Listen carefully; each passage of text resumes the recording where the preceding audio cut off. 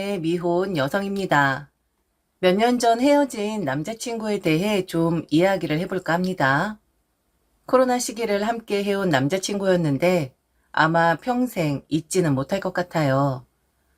그런 남자는 제 인생에서 마지막일 테니까요. 그럼 이야기 시작하겠습니다. 저는 중학생 때부터 골프를 쳤습니다. 처음에는 부모님의 권유로 시작했지만 점차 재미를 붙이게 되었고 한때는 프로 선수가 되는 것을 목표로 열심히 연습했죠. 그러나 아무리 노력해도 제 실력이 프로 수준까지는 미치지 못한다는 것을 깨달았고 현실을 받아들여 프로의 꿈을 접게 되었습니다. 대신 골프는 제게 단순한 운동을 넘어 스트레스를 풀고 사람들과 어울릴 수 있는 소중한 취미로 자리 잡았습니다. 어느 날 제가 주기적으로 참여하는 골프 모임에서 알게 된 지인분께서 그러시더군요. 정말 괜찮은 분이 계신데 한번 만나보시겠어요? 인물도 좋고 성격도 참 좋은 분이에요. 물론 골프도 제법 치는 것 같고요. 두 분이 잘 맞으실 것 같아서요.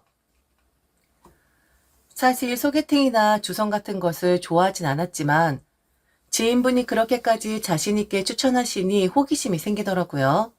그래서 저는 알겠습니다. 한번 만나볼게요 하고 소개를 받기로 했습니다. 첫 만남은 참 괜찮았습니다.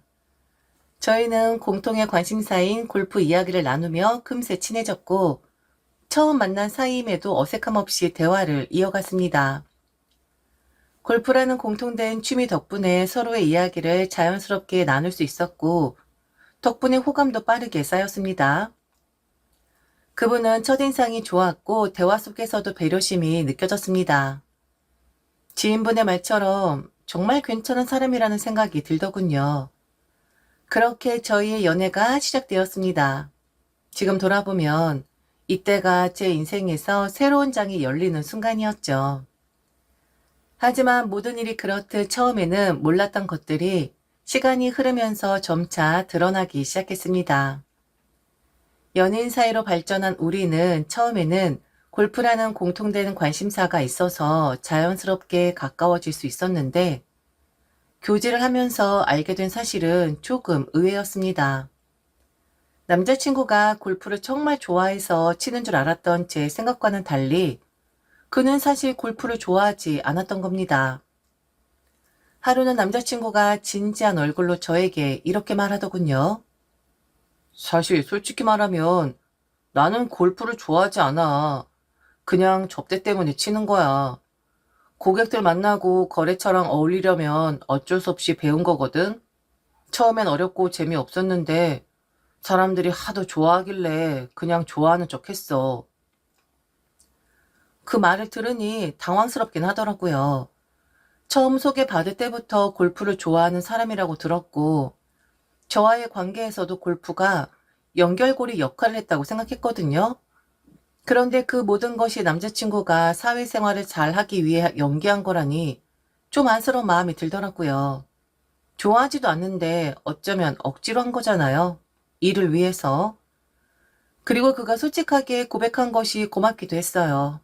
거짓말을 계속 이어가기보다 진실을 털어놓는 용기를 내준 것이니까요. 남자친구는 저를 좋아하기 때문에 이렇게 털어놓을 수 있었다고 덧붙이면서 오히려 저와 함께 골프를 즐길 수 있어서 그동안의 접대 골프가 덜 지루했다고 말했습니다. 하지만 저는 그 말을 듣고 이상하게 마음 한구석이 씁쓸했습니다. 그 후로도 몇 번 같이 골프를 치긴 했지만 남자친구가 점점 골프에 흥미를 잃어가는 것이 보였습니다. 저는 남자친구와 연애를 하는 동안 골프를 멀리했어요. 정말 좋아라 하는 취미생활이었는데 말이죠. 그리고 어느새 제가 한 번도 경험하지 못했던 것을 겪게 됩니다. 저의 연애 방식이 조금 바뀌었었거든요. 연애가 깊어질수록 저는 점점 남자친구에게 맞춰주고 있는 제 모습을 발견하게 되었습니다. 처음엔 그저 작은 배려라고 생각했어요. 사랑하면 당연히 서로 배려하고 이해해야지라는 생각으로 시작한 일이었죠. 하지만 어느 순간부터 저는 제 의견을 점점 뒤로 미루고 있더라고요. 예를 들어 남자친구가 스트레스를 받는 날이면 저는 항상 그의 기분을 풀어주기 위해 노력했습니다. 한 번은 주말에 남자친구가 정말 먹고 싶다고 했던 유명 파스타집에 가려고 약속을 잡았는데 당일 아침에 갑자기 국밥이 먹고 싶다고 하더군요. 이미 예약까지 해놓았던 터라 살짝 서운했지만 저는 아무렇지 않은 척 예약을 취소하고 그가 가고 싶다는 국밥집으로 향했습니다. 그가 역시 넌 내 말을 잘 듣는다니까 라고 말하며 웃는 모습을 보니 기쁘기도 했지만 한편으로는 제 자신이 왜 이렇게까지 해야 하나 싶은 마음도 들었습니다. 그런데도 그때는 그것이 사랑의 표현이라고 생각했던 거죠. 또 한 번은 남자친구와 주말 여행을 가기로 했을 때였습니다. 저는 오랜만에 힐링을 하고 싶어서 조용하고 예쁜 펜션을 예약했어요. 그런데 남자친구는 도착해서 펜션을 보자마자 여기 너무 할 것이 없어 보이는데? 심심할 것 같아. 차라리 시내 호텔이 낫겠어. 라고 하더군요.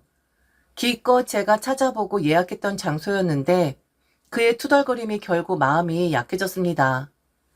저는 체크인을 취소하고 가까운 시내로 이동해 그의 마음에 드는 호텔로 옮겼죠. 이런 상황이 반복되다 보니 싸움도 잦아졌습니다. 그런데 싸움이 나면 항상 제가 먼저 사과를 했습니다. 왜냐하면 남자친구는 싸움이 길어지면 자리를 박차고 나가버리는 습관이 있었거든요. 그런 일이 생기면 결국 혼자 남아있는 제가 감정적으로 더 지치게 되고 빨리 상황을 마무리하고 싶어서 제가 먼저 미안해, 내가 너무 예민했어 라며 손을 내밀곤 했습니다. 남자친구는 그럴 때마다 당연하다는 듯 받아들였었고요. 이제 와서 생각해보면 저는 늘 그가 원하는 대로 해주면서 제 자신의 감정과 의견을 점점 묻어두고 있었던 것 같아요. 남자친구의 기분을 우선시하다 보니 정작 제가 무엇을 좋아하고 원하는 사람인조차 잊어가고 있었던 거죠. 그런데 그땐 그게 사랑이고 관계를 잘 유지하기 위한 최선의 방법이라고 생각했어요. 그때 저는 사랑을 맞춰주는 것, 포기하는 것이라고 착각하고 있었던 것 같습니다. 그러다가 제가 콩깍지가 벗겨진 하나의 계기가 일어나게 되죠. 대학 시절 저는 외조부로부터 뜻밖의 선물을 받았습니다. 바로 작은 아파트 한 채였죠. 사실 외조부께서는 늘 저를 각별히 아껴주셨습니다. 이유는 간단했어요. 제가 외조부와 가장 많이 닮았다는 것이었죠. 외조부는 사람들에게 종종 우리 손녀는 나랑 똑 닮아서 고집도 세고 성격도 반듯하다고 말씀하셨습니다. 그만큼 외조부와의 관계에는 각별했기에 그 집을 증여받았을 때 정말 감격스러웠습니다. 그런데 증여까지는 순탄하지만은 않았습니다. 외조부의 집을 제가 받았다는 소식이 전해지자마자 집안에 큰 파도가 일었습니다. 특히 고모들이 난리를 쳤습니다. 외조부께는 딸이 많았는데 고모들은 저를 지목하며 대놓고 불만을 토로하기 시작했죠. 손주들도 있는데 왜 하필 여자한테 집을 주시냐 라는 말이 돌기 시작했습니다. 고모들은 저를 직접 찾아와 불편한 이야기를 하기도 했죠. 너는 아직 나이도 어린데 집이 무슨 필요가 있니? 네가 거절을 해라. 나 말고 차라리 오빠한테 주라고 해라. 라며 나를 세웠습니다. 외조부께서도 이 상황을 모른 채 계시진 않았습니다. 논란이 커지자 직접 고모들을 불러 말씀하셨죠. 니들도 여자면서 왜 남자 여자를 나누는 거냐? 그리고 나는 땡땡이를 가장 좋아해. 그건 니들도 아는 바잖아. 게다가 내 재산이야. 내가 가장 좋아하는 손녀한테 주겠다는데 왜 니들이 나서는 거야? 애 불편하게 그러지 마라. 고모들이 돼서 왜 이렇게 못나게 굴어? 결국 그 집은 저에게 넘어왔습니다. 그래서 어린 나이에 이미 저는 자가를 소유하고 있었죠. 아마 다들 아실 겁니다. 코로나 시기, 집안 꾸미기가 한창 유행하던 때였다라는 걸. 사람들이 밖으로 나가지 못하다 보니 집에 머무는 시간이 길어졌고 자연스럽게 셀프 인테리어가 하나의 트렌드처럼 자리 잡았죠. 저 역시 그 흐름을 따라가게 되었는데 문제는 그게 제 집에서 벌어졌다는 겁니다. 당시 외조부께 물려받은 집은 제가 살고 있는 곳이 아니었고 세를 주고 있던 상태였습니다. 그런데 세입자가 이사를 나간다고 하더군요. 마침 집이 비게 되었고 그곳을 내 마음에 맞게 꾸미고 싶다는 생각이 들었습니다. 늘 머릿속으로만 상상했던 인테리어 아이디어를 실행해 옮길 절호의 기회처럼 느껴졌습니다. 그때는 너무 들떠있던 나머지 셀프 인테리어가 얼마나 어려운 일인지 깨닫지 못했죠. 일단 인터넷으로 셀프 인테리어 관련 영상을 이것저것 찾아봤습니다. 사람들이 쉽게 벽을 도배하고 바닥재를 깔고 페인트칠을 하는 영상을 보면서 나도 저 정도는 할 수 있겠다고 자신감을 얻었죠. 재료들을 사러 인테리어 용품점에 가는 것도 설렜습니다. 처음엔 정말 재미있었어요. 벽에 페인트칠을 하면서 이게 내가 사는 집이라면 이런 색이었으면 좋겠다며 혼자 흐뭇해하기도 했죠. 하지만 막상 시작하고 나니 생각보다 훨씬 어렵다는 걸 느끼게 되었습니다. 벽에 페인트칠을 하다가 손에 힘이 빠져 얼룩덜룩하게 발리기 시작했고 바닥재는 제대로 고정되지 않아 삐걱거렸습니다. 욕실 타일에 욕심을 부려 시도해봤는데 타일은 엉뚱한 각도로 붙어버렸고 결국 몇 개는 깨져버렸죠. 작업 시간이 길어지자 지치기 시작했고 결국 남자친구에게 도움을 요청하기로 했습니다. 남자친구는 흔쾌히 달려와줬고 이거 별거 아니야 라고 낙관적인 태도를 보였죠. 하지만 그 결과는 더 큰 참사로 이어졌습니다.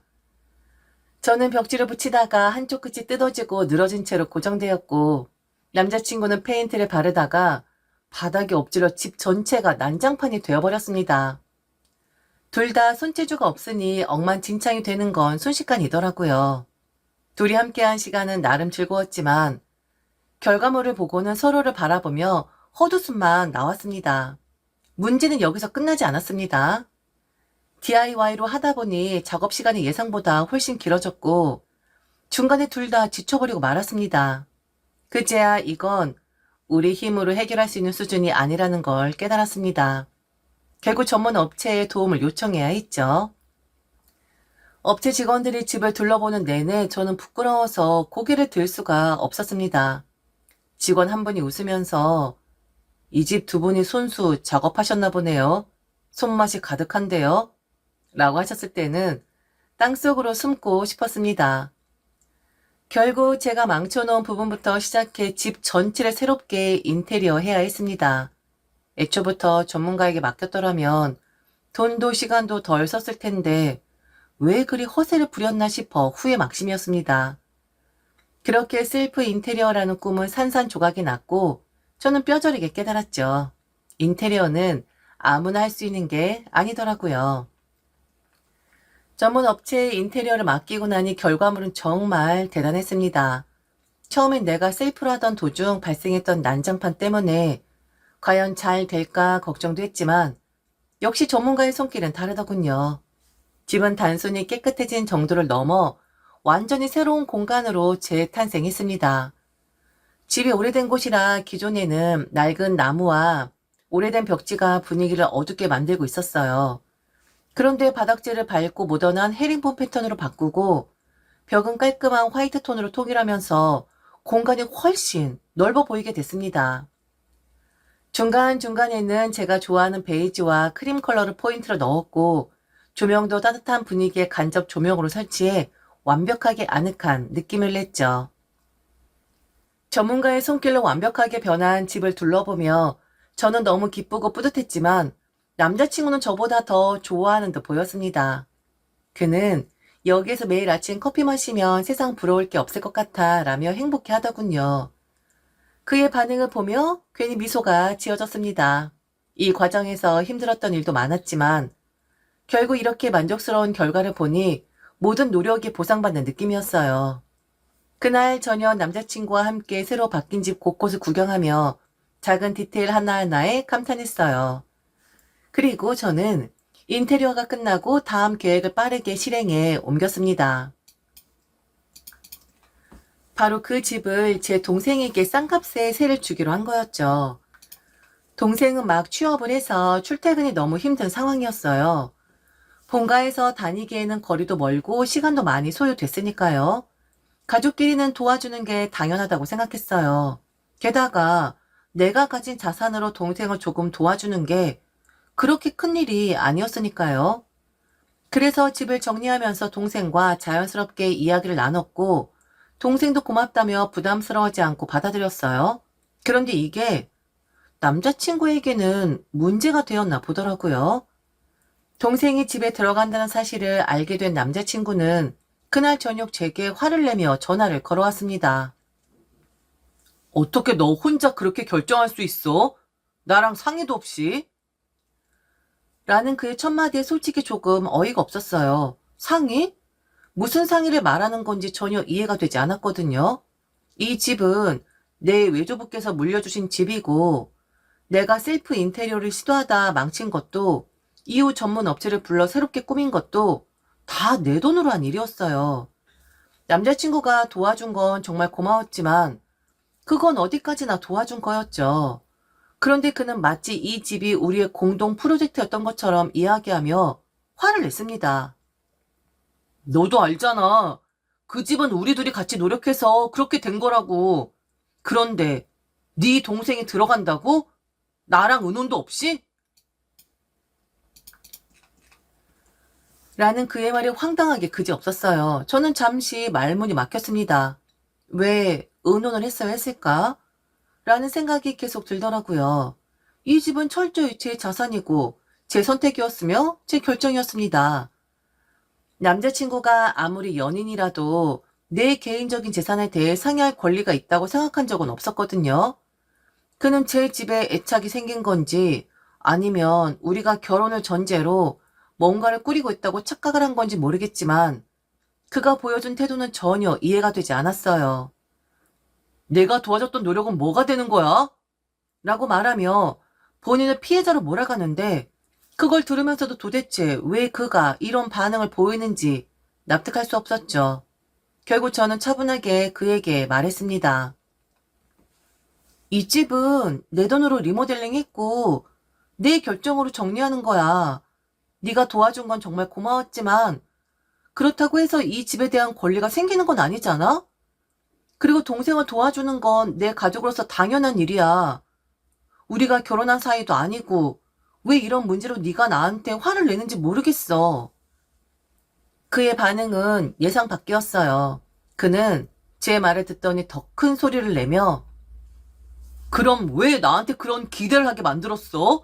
나랑 결혼 생각도 없었으면서 왜 나를 거기에 끌어들인 건데? 뭐라고?